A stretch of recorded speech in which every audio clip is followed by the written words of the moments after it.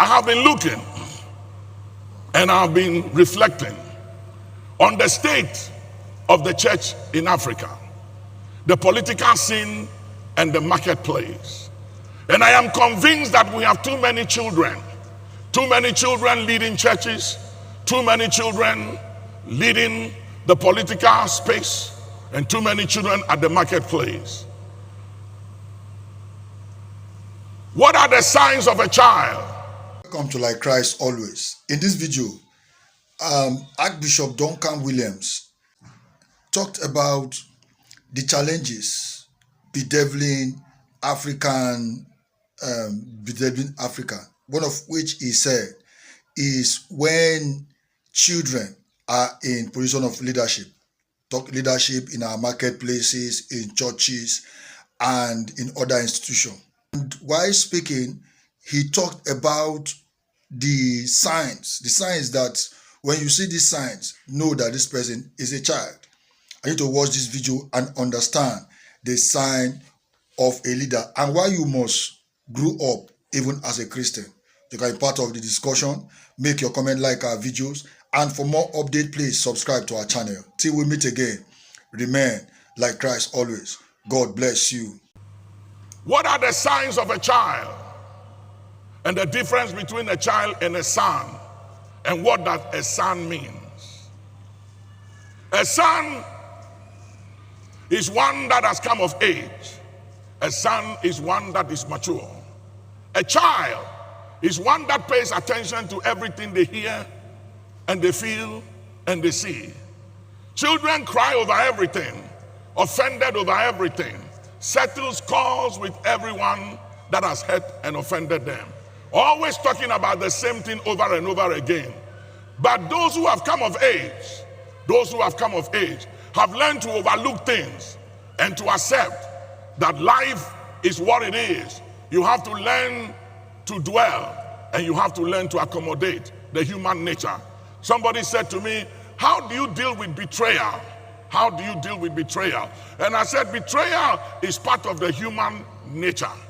And when you realize that betrayal is part of the human nature, you learn to deal with it, irrespective of who throws you under the bus. You keep moving on because it is part of the human nature. And it will never stop nor cease until the dust settles and the curtains are brought down and water finds its level. Put your hands together. I'd like to share some thoughts with you about coming of age, growing up, maturity in Christ. One of the signs of a child is selfishness. Children are selfish. Children always hold onto things for themselves. Children don't know how to share. They are always holding onto things. But a sign of maturity is one that is selfless. Is one that is willing to share. And is one that understands that what I have is for the benefit of others. 2 Corinthians 12:7, that the manifestations of the gift is given to profit all. Is given to profit all. 1 Corinthians chapter 12 verse 7, that everything we own and we have is for the benefit of others.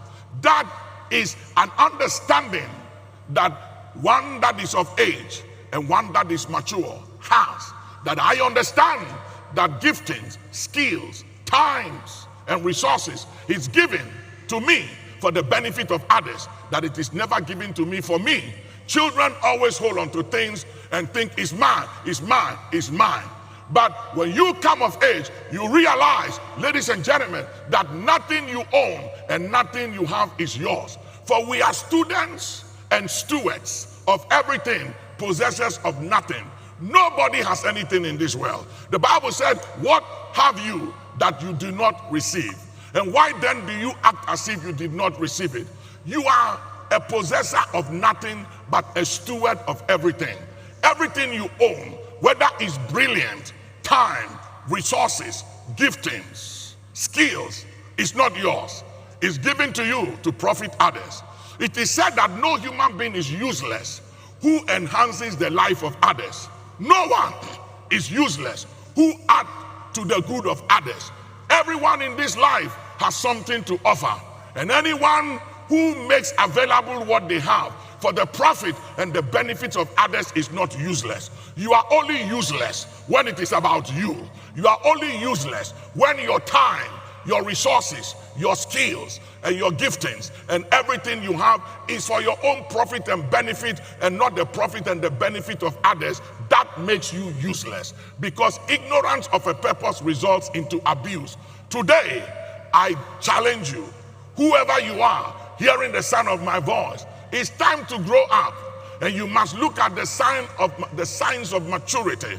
And one of the signs of maturity is selfishness. Whether you are a leader in the church, at the marketplace, or on the political scene, you must understand that the sign of maturity is selflessness. And until we have selfless leaders in the church, on the political scene, on the marketplace, Africa and Ghana as a nation and a people is going nowhere.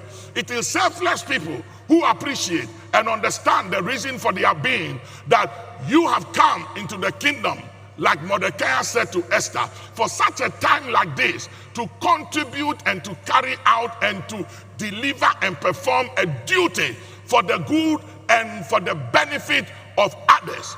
Until we have leaders with this kind of understanding, that my reason for being, what I have, what I own, skill, exposure, intelligence, brilliance, resources, that is all given for the good of others, the good of country, the good of posterity, we will never amount to nothing.